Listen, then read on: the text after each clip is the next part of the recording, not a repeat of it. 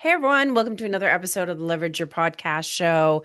And I actually have a return guest today, Scott Murray, who's a humanized content specialist.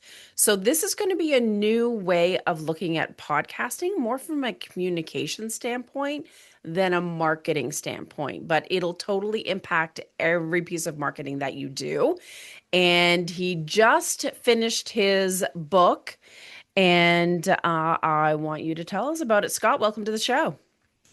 Thank you, Lindsay. Always good to talk to you. Yeah. So tell me about your book and why you wrote it. Well, it's kind of interesting. The book is focused around a framework for humanizing content, and that includes podcasts because Mhm. there's ways to apply humanization to all content. But what's funny is I feel like we hear, and this is true of a lot of things. I bet some of your listeners have dealt with this over and over again. You see this advice like you need to humanize content, you need to be authentic, you need to do this, and people go, "Yes, I agree." But Yeah. how do I do that? Hmm. Right? Give me something. I can't go to my boss and say, we need to make authentic content. Can we start doing that, please? Because the boss is going to be like, sure, what do you mean by that? I know. So, and there's a lot of content creators out there that don't realize the depth of just what has to change in order to pull that off. So about a year ago, I just decided, you know what, I'm going to make a framework that hits all the things in my 20 years of experience, trying to make sure content is standing out and connecting with people. And could I figure out a way to make it really simple and hit all the areas and make it memorable? And inevitably, it created a word, an acronym of STAMP, Hmm. which was self-awareness, two-way communication, Mhm. adaptability, meaningful language, predictive intelligence. And over time, I realized that all the content that I had written and worked on over time all fit into that. So Yeah. it really kind of helped me just put it all in a book and cover all the depth needed to humanize content in one place. I mean, it's really only 160 pages or something. So it really is all about the framework, but it's put in a context where it makes you think and put some pop culture references in there to make some of it fun and Of course. really just kind of sticks to the process and giving you a foundation not only to create humanized content, but maybe even look at some of your existing content and Yeah. say, how can I evolve this to be more human? I know. And I see the book right behind you. So grab that. And so for those that are watching video and on YouTube, they can Yep. see the cover. It looks awesome. Thanks. Yeah. Cool. So, Yeah. and like I And said, thin, yeah, not no, too but long. it's like, yeah, why be long-winded when you don't need to? Exactly.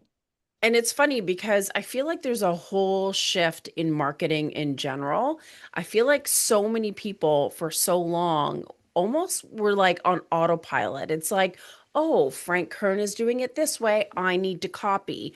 Or, oh, here's your formula to get six figures and do a launch. Mm. So it's like everyone became the same on like doing the Jeff Walker launch. Not that there's anything wrong with it. It was very successful for many people, but everything feels the same. And we were just talking before we hit record. It's like there's even so many podcasts that feel the same, the same kind of intro, the same script, the same kind of commercial, whatever it may be. And we've almost gotten into this habit of kind of like following and being cookie cutter. It's like, how do Yeah. we get out of that habit? Yeah. I mean, and that's just a human problem. You know, it really is.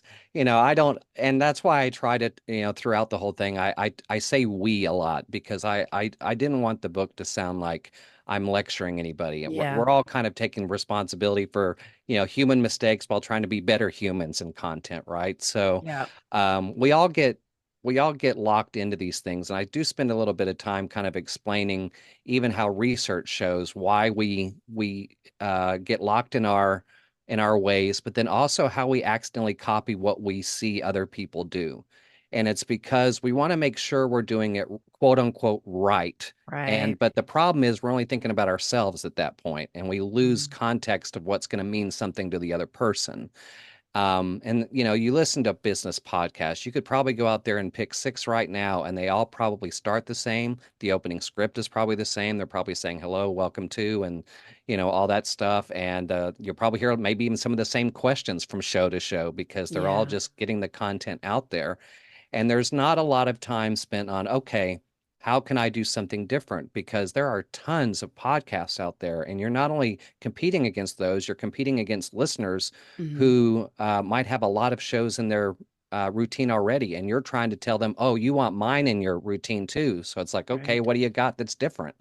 So it's a matter of that. And then it's also a matter of just some of the ways we talk. Like, for example, whether it's video or a audio podcast, sometimes you get into a default mindset that you're talking to your entire audience. You'll notice that a lot of videos open up with, hey guys, Mm. and a lot of the way we talk on our podcast is we're talking to the whole group. When sometimes if you just think you're talking to that one person in front of their screen or that one listener in their car or jogging at the gym, that's how you're building a connection because you'd be amazed at how different your script may sound or the way you talk may sound when your mind is thinking, I'm talking to just that friend who likes to touch base with me every week on this show, and it just sounds like a little more personable. So Right. there's all kinds of adjustments you can make just by trying to be different and trying to do more from a relationship connection standpoint versus just thinking this is content I got to get out the door. Ain't that the truth? And you're so right. When your choice of words is really impactful, and I'm guilty of it, Yeah, like I've been too. you say the audience, like my Hmm. community, hey guys, absolutely. But as someone who's listening, if you choose to say, how are you today? I'm getting this for you. Then for them, I'm sure it fires something off in their brain to be like, oh, I matter to this person. They're talking to me. And that makes a deeper connection. And the thing is there's research in the book too about how people have studied these things, and Mhm. it's possible to create like a real personal connection through something like podcasts. People have been known to talk back to their radios and talk back to their devices because they're just that immersed. I mean, that's the big thing. I've also heard people talk about how, sometimes the best part of their day is a show they listen to because they just Mm, trust that person and it's a calming voice and they help them through things or it's just an escape, and that's why sometimes I'll tell people not to get too obsessed if they don't have this huge number of listeners because within that yeah. even group that you have, you may not know just how much you mean to the people that are there week in and week out. Yeah. That's so true. And I think too, if you think about it in a way of the individuals that you're connecting with, I feel like there's less stress. Like if you're thinking about the numbers, the masses, the downloads, like it just creates more stress. It does. Yeah, I mean, I think some of the best advice that was even taking place early on, I've been podcasting since 2011, and this was advice that I heard back then that I think is still relevant today. And it's, if you are spending more time focused on who you have instead of who you don't have, because that can Mm, mess with your head a little bit as far as how you're approaching content, because you're so busy trying to figure out, will this work to get more people versus how am I taking care of the people that I have? I mean, typically over time, those people come. Those people kind of come on their own as long as you're being yeah. consistent. Because it's probably not a stretch to think, let's just say, you have a podcast and it's got 50 people that are at least showing up week in and week out. You have to think if those people found you and like you, I don't think it's a stretch to think there's probably another 50 out there that would like this too. Yeah. You just got to give it time to build and take care of those who are taking time out of their day to be part of what you're putting out there. Agree. So let's go into humanized content a little bit more deeply. What do you mean by humanize, and how can we alter whether you want to focus on your words or written content? How can we, what are some tweaks that we can do to make it more authentic and emotionally driven? Well, there's a lot there. Um, but I think, there's a reason why the framework starts with self-awareness.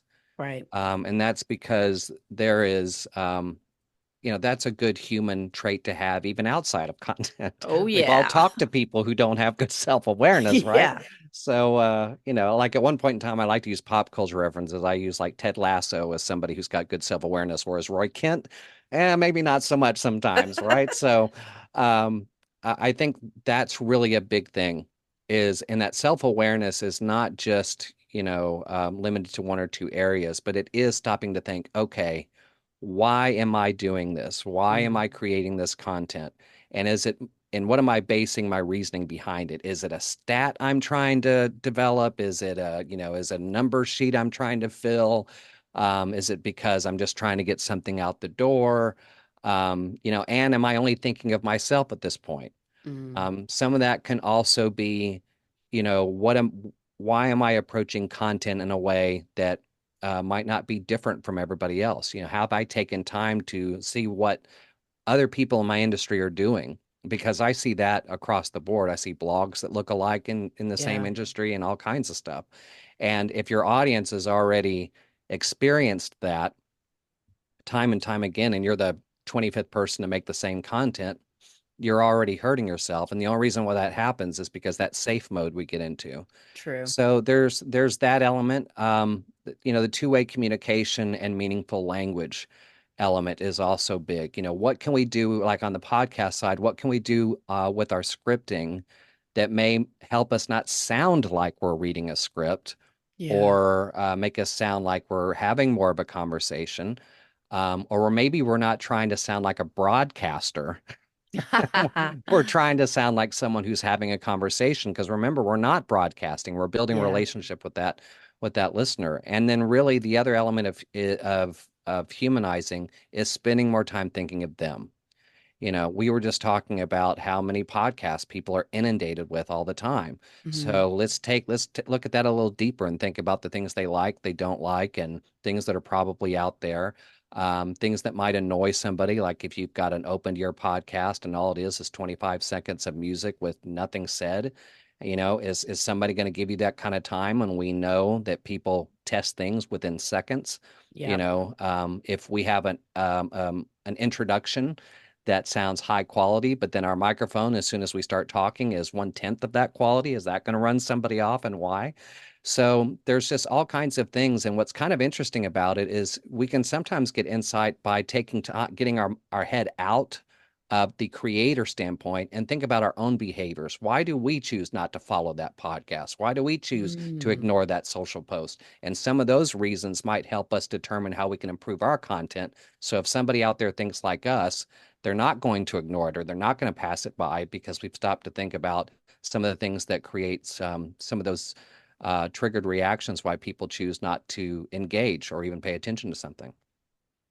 Yeah, that's a great point. And I guess that's part of that self-awareness part of it too, is like understanding your buying habits, understanding what piques your interest. Like I know, and I've caught myself a couple of times, like, why do I read these posts more than the other ones? And I'm Mm. like, and then I'm like, why am I not doing that? And bringing more of myself or making it more personal or whatever. And I almost feel like sometimes with this like humanizing your content or making you feel more authentic and real and connecting with people, it can be scary for some to feel like they're opening themselves up or making themselves more vulnerable or weaving emotion into their social posts or their emails. There's a lot of resistance. Yeah, and sometimes we might. It's funny. We're kind of capable of one-dimensional thinking and then maybe thinking something too deep. Like even the word communication and relationship can really sound one dimensional until you start really getting into all the layers that go into not only communication, but what that means person to person, what that means with language, what that means with interpretation and how experience drives interpretation and things like that. Or even, you say emotion. I mean, we always like to think of emotion as a really heavy word, and it I is, know.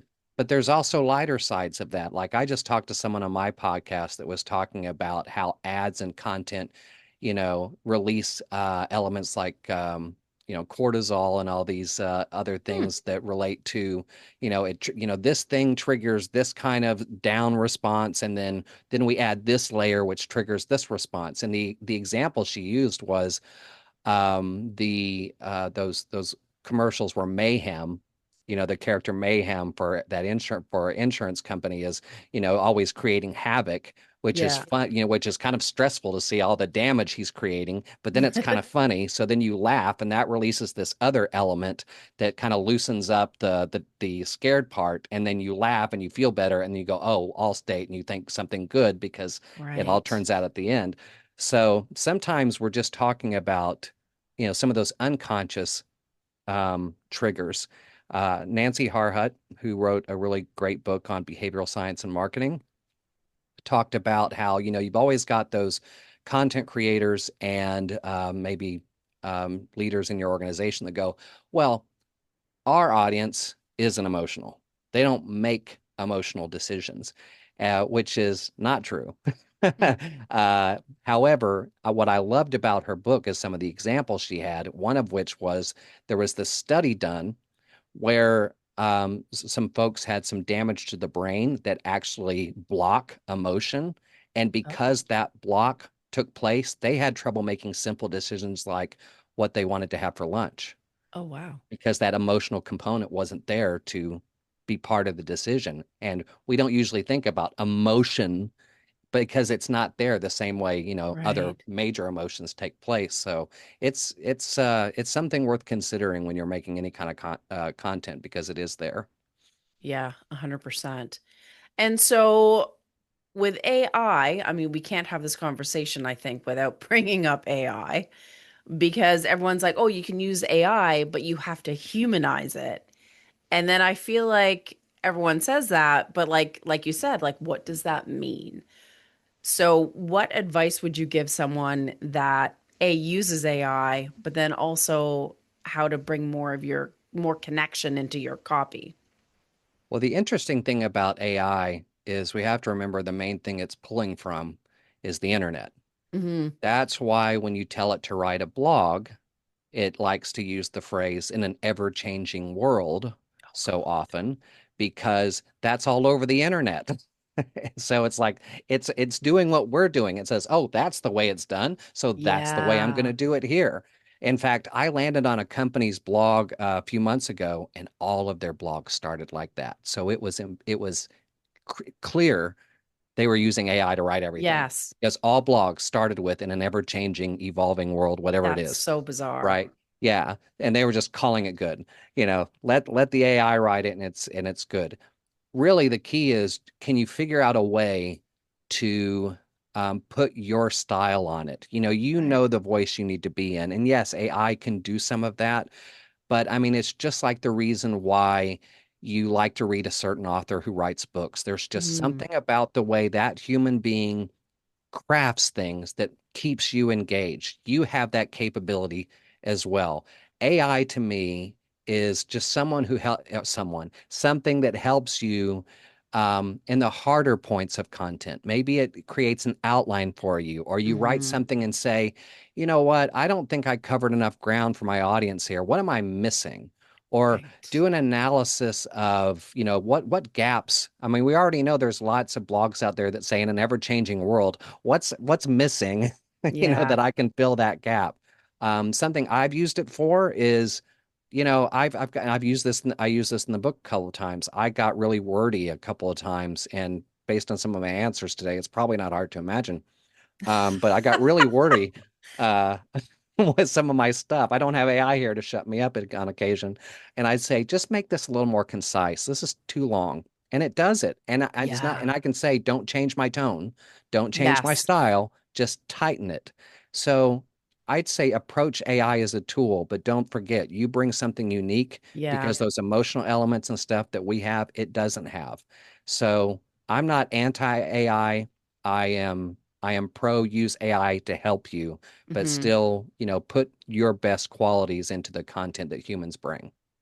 Yeah, that's a great point. And I think when people read an email or a social media post, like they can tell whether it's you or not. And I Sure. know some people tell me that I'm too casual in Hmm. like how I communicate on my podcast or in my Interesting. copy, but I'm like, okay, but that's how I talk. And Yeah. so I don't want my content that goes out to be something that's stiff or like not me. Yeah. But so would you say like really think about how you communicate and how you phrase things? Yeah, definitely. I mean, look, if you have somebody who says you're too casual, well, then they're not for you anyway, are they? Fair enough. Because you've got lots of people that do like the fact that you talk conversationally. I mean, it's just like anything else. We're not going to be for everybody. But yes, I mean, if I also know a professional marketer who's got a massive international following, known for her space. When she launched her podcast, she's like, "Oh my gosh, I've got this brand, and everybody considers me this professional, so I'm going to do this podcast." And she Oh, over edited it and made sure everything was perfect. She sound perfect. Everything was just perfectly aligned. And her audience said, "Okay, knock this off. You sound too polished. You don't even sound human. You're working interesting. so hard to sound perfect. We don't Yeah, even think you're a human anymore." So she had I to know. loosen up a bit. And yeah, that's definitely true when it comes to even content in email. Um, in the book, I did something a little fun. You want to talk about like voices and things, because this is so true. And the example I used was there's this meme, and I grew up, so I can date myself. I grew up with the original Star Wars trilogy. Yes, So Star Wars. there's, yes, and I still, not surprising, like most people like me that grew up with it, I've seen it 930 times, Oh yeah. probably at least, give or take. And there was this meme of Emperor Palpatine, and at the top it said, "Good." Good. And then below it, it said, "You read this in my voice." And I went, "Yep, I sure did, because I've seen Yes. it so many times." Well, there's research that proves that when people are familiar with things, good and bad, that voices associated with that become part of their uh processes. So if you have an email, and I kind of gave an example of this just so you could put it in a context Hmm. where you knew what I was talking about. I'm telling you, half the emails I get, and you probably get, and your listeners probably get, that you would consider spam, Right. they could be read easily as an infomercial script. So when Hmm. you write content that's meant to pitch something or tell about something, and it's written in a way that says, "Do you have this problem? Well, don't worry about it anymore, because we have this solution." I mean, and you can open up an email today, and you probably have like Billy Mays or somebody in your head that could perfectly read that script. And if that's the way it reads, Yeah. instead of somebody who's reaching out to get to know you, connect with you, knows your problem, and is trying to say, "Let me know if I can help you," night and day different. Yeah. That's so true. And that's a great analogy because you don't want it to be a complete departure for sure. Um, so go through what the stamp stands for again. We had self-awareness, Two-way two-way communication. conversation. Yep. Yeah, so that's a big one, because every piece of content is communication, all of it, and it's communication that sends direct or indirect messages. The direct messages are obvious. That's the content. That's what we're Hmm. saying. But then there's the impressions your content make that is sending indirect messages. Like if you land on a blog and they've linked to themselves twice in the first paragraph, that's a message of, "We wrote this more for us than you." Ooh. Right? So that's the message. It may not be written, but that's what it's telling Implied. somebody, right? So, and it really breaks down how to have a two-way communication approach to content, because those of us who started, I'm dating myself again, those of us who started in like broadcasting and print, I mean, that's the kind of stuff we all learned. Hmm. We had captive audiences, and we just would broadcast to them, and we just wanted them to get the message and do something, because that's all they could do. That's not the way it is anymore. So we have No. to get away from one way to two way.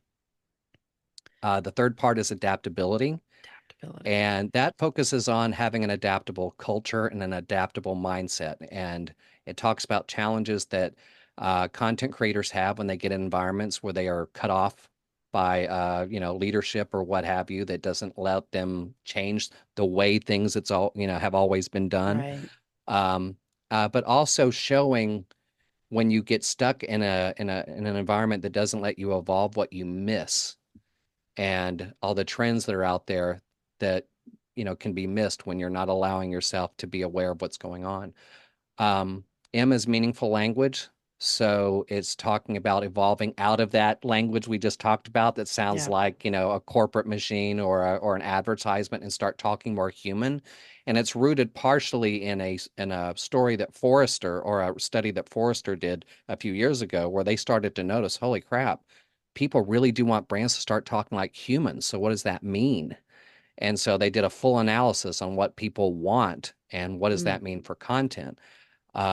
I use the Truman Show as an example of what that's like, that moment when Truman knows things are going on and he just wants to have a conversation with Meryl about what's happening to me. I need some help. And she turns around and goes, why don't you drink some cocoa? This is the best cocoa I've ever had. And he's like, what does this have to do with anything? And Yeah. that's pretty much what our audience is going through.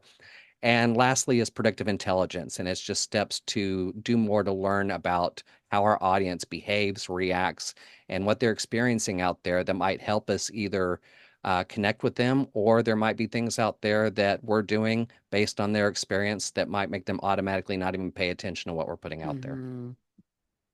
That's true. Like just going back to those basics of putting your own, like being self-aware, putting yourself into your own messaging, but really understanding your ideal client, like what makes them ticks, what words do they use, where do they hang out, what are they banging their head against a wall like today about, and what do they actually give a crap about, what do they not give a crap about. It's like sometimes we think we know them, but we really don't take the time to really delve into that really deeply. Yeah, and there's just so many ways we can trip ourselves up, whether it's Mm-hmm. habituation or old habits or just fear of trying something different. And I get it. Trust me, I get it. I mean, again, that's human. Um, the other thing that's kind of interesting to think about when we talk about language is sometimes it's possible our internal language might be tripping us up because what do we kind of fundamentally know when we're not thinking like marketers or content creators? What do we fundamentally know? We know people hate ads. We know Yes. people hate being sold to and told what to do. There's actually research out there that says on social media, if you're telling people to click, buy, go, people tune that out. Do not like it, right? So when we think about just the word marketing and we have a marketing department, well, the fundamental definition of marketing, more often than not, has the words promote and sell in it. Mm-hmm. So are we already in the wrong mindset because we're Mm. thinking about marketing to somebody? And then you Right. start looking at those other terms we like to use as marketers, conversion. Yeah, true Conversion, we're enough. trying to convert somebody. I mean, so there's, sometimes I wonder if even some of our own language, I again, that know. we've used over and over and over again, sometimes traps us into thinking we're trying to hit all these numbers and do all these things on our end, Hmm. and we're just not thinking enough about the experience on the other side, even though when we're not marketers, we experience that stuff too, and we don't like it. Yeah, fair enough, right? Yeah. I Being mean, human, man. yeah. Jeez. It's it's probably easiest just to say, marketing or content creation really needs to, that old saying, do unto others Yeah, as you'd like to be, that true. almost needs to be infused into content creation and marketing. I think we'd all be better off. Yeah, 100%. Awesome. Well, this has been such a great conversation, and I love all things content marketing. So I love this whole concept of being yourself, connecting with your audience in a bigger way, humanizing your content so that you stand out and actually attract the clients that you want. How can people find you and find your book, more importantly? Really, I mean, I'm on LinkedIn most of the time. Yeah. And I plan to now, I really had to put all my content on hold to finish the book. And now that it's out, I can go back to doing some of that. Woohoo. So LinkedIn is where I spend most of my time. I think the easiest thing, you can search undeniably human content. on Amazon. It's on paperback and ebook, and I am in the process of learning all the steps to get the audiobook out there. I can't be a Awesome. podcaster and not put the audiobook out there, Seriously. so working on that now. But I also have a page on my site, which is Scott Murray, Murray, online.com.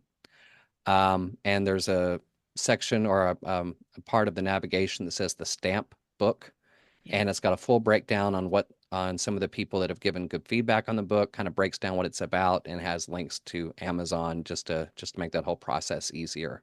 And there's Yeah. ways to contact me and other things like that all on that page. It's just real easy to just go that route. Awesome. Love it.